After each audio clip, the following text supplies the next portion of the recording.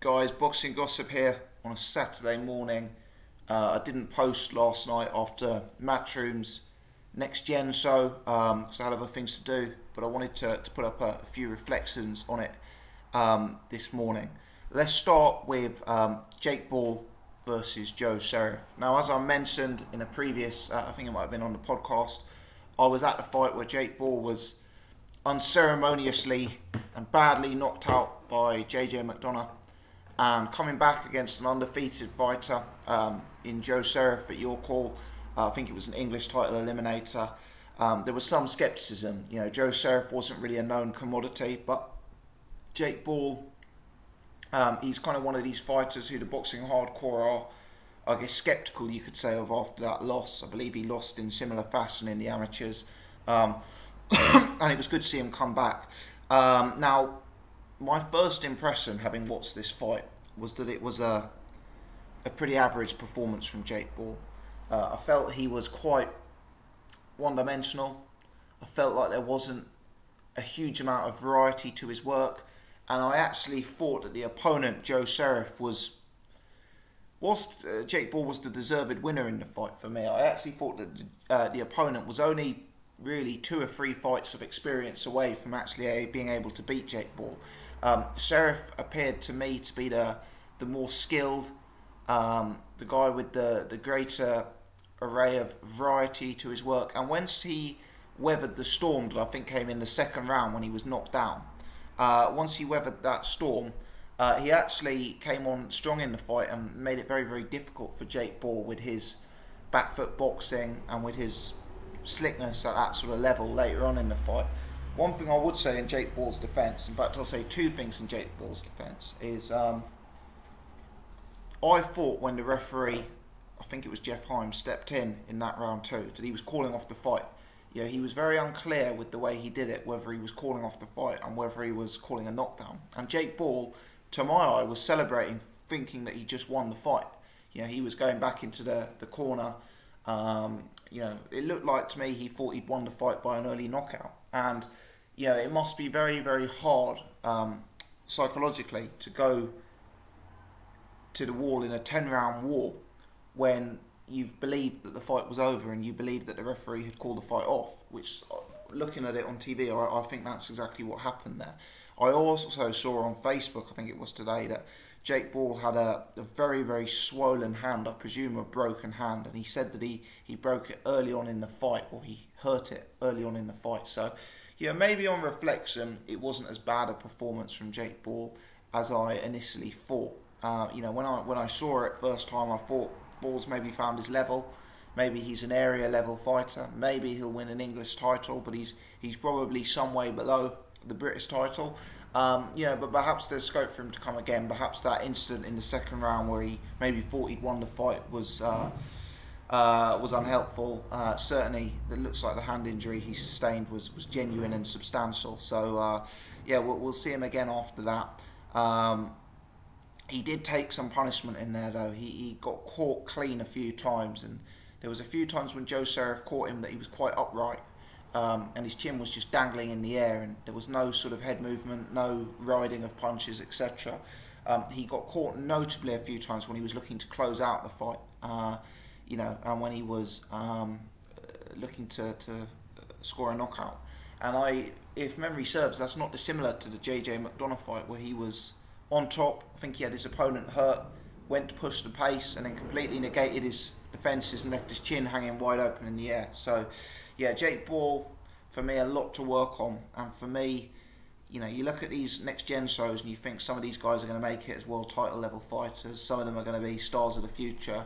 Some of them are not. Jake Paul's one of the ones that I'm sceptical of at present. Sticking with my scepticism, I've got to talk about Lawrence Okolie.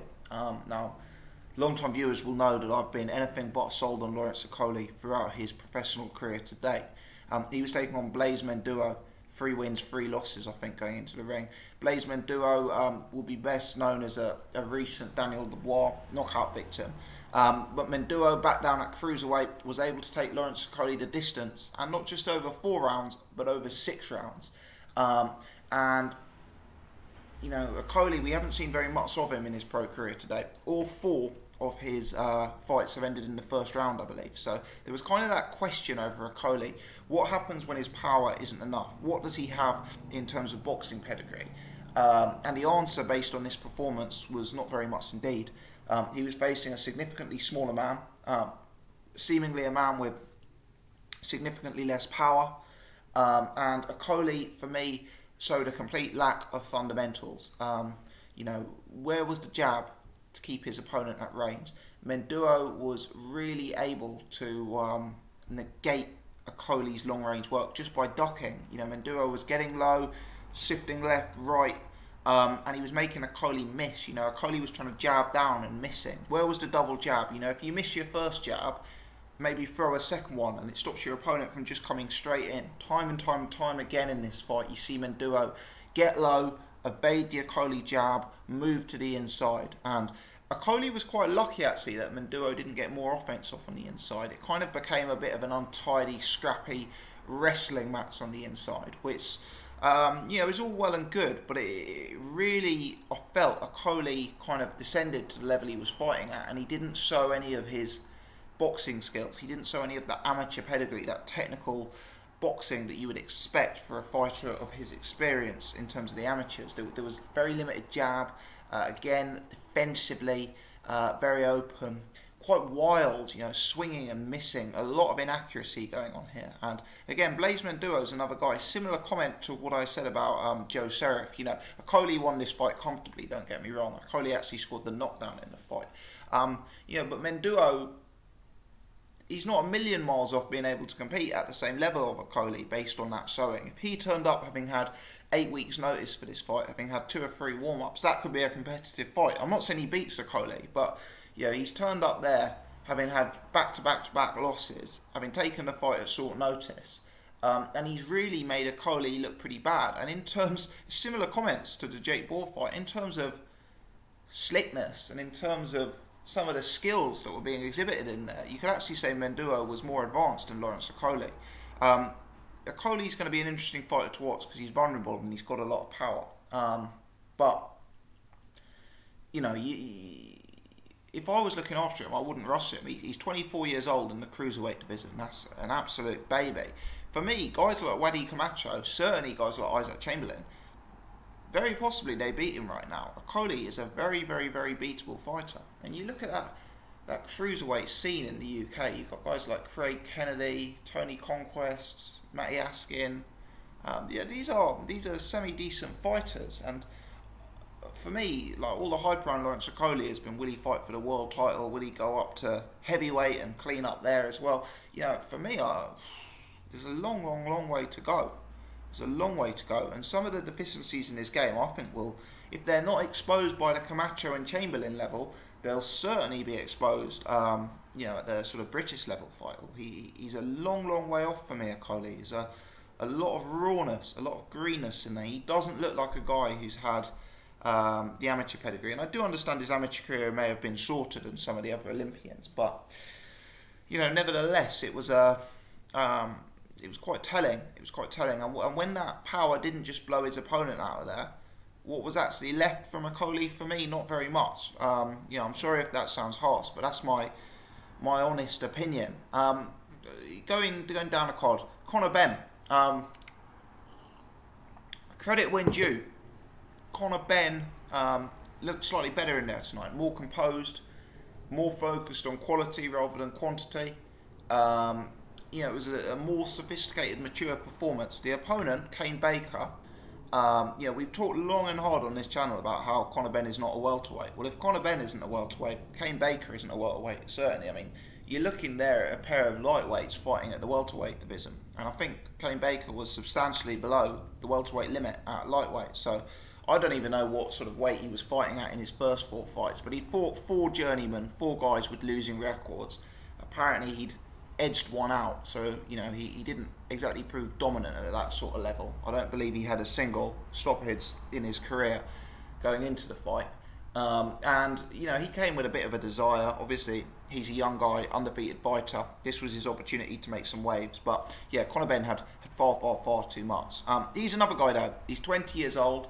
He hasn't fought anything in his career to date. he's had a few fights where he's looked decidedly ropey, and it's good that he's improving. It's good that he's showing a bit more in there. But I'd keep him at this sort of level. Conor Benn, as Eddie Hearn was saying, is a very young guy. He's a guy without the amateur pedigree. There's no need to throw him into a British title fight in his 12th fight. He's not, he's not a Joe Cordina or a Joshua Buatsi, who we'll come on to in a second. But he's a guy who you could maybe keep at this level for a year or two. And I know keeping him at this level for 2 years sounds a bit crazy, but he'll only be 22 years old.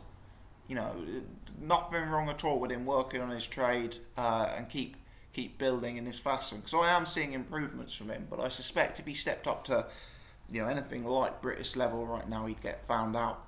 Especially at welterweight. The guy, I won't labour the point, but this guy is not a welterweight. He is a tiny specimen for 147.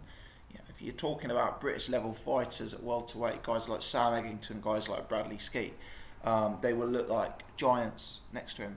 Giants. In terms of the sort of class of the card, if you like, I really liked what I saw from Joe Cordina. Taking on a guy like Jamie Spate at this stage of your career, 3 fights in, is impressive.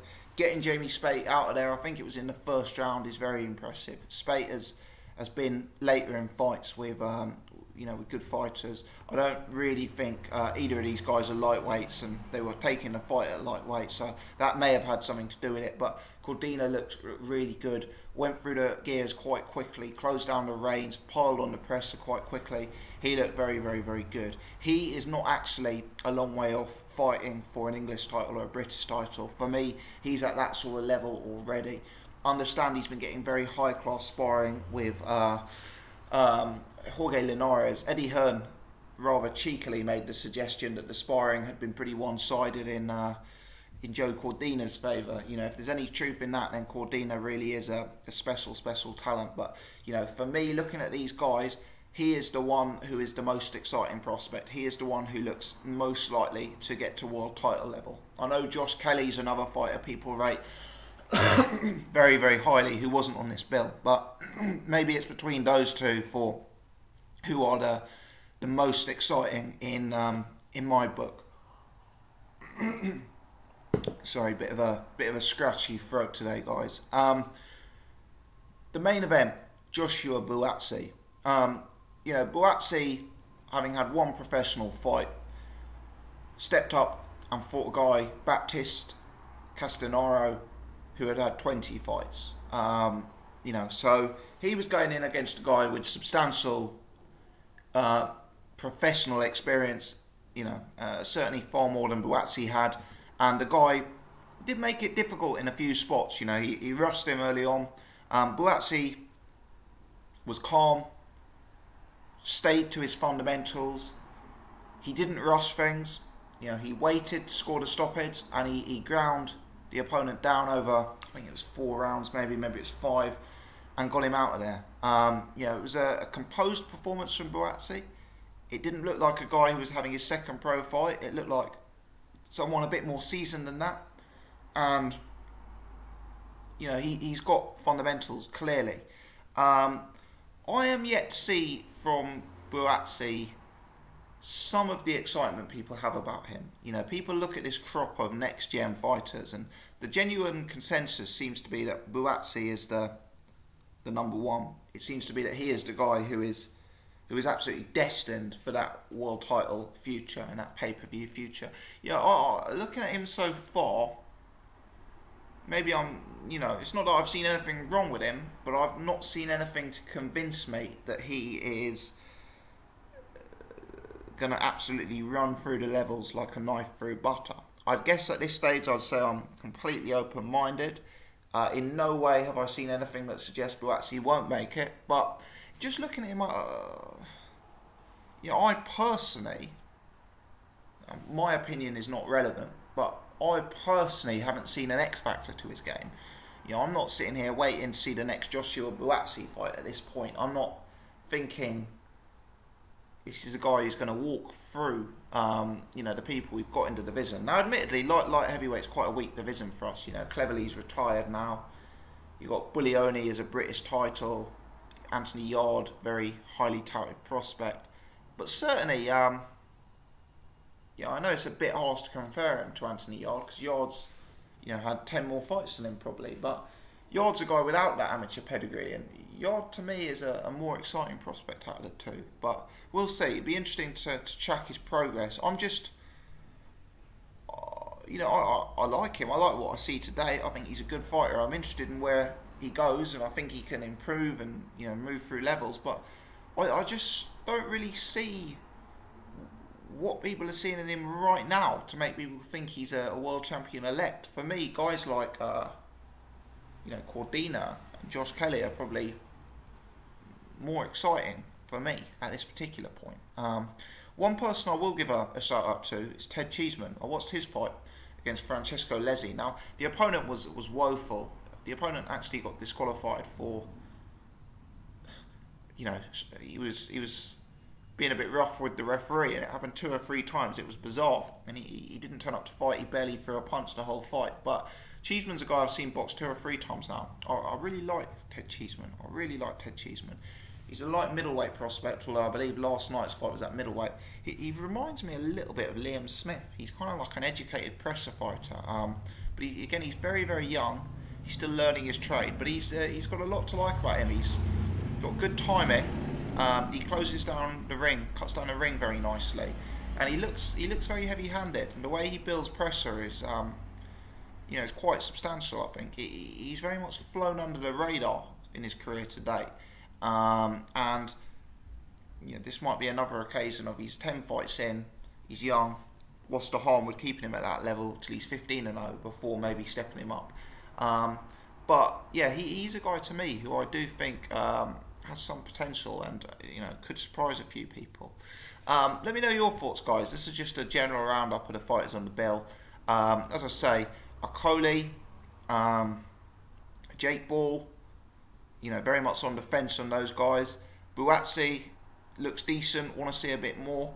Cordina, Cheeseman, these are names that I'm quite excited about seeing where they go.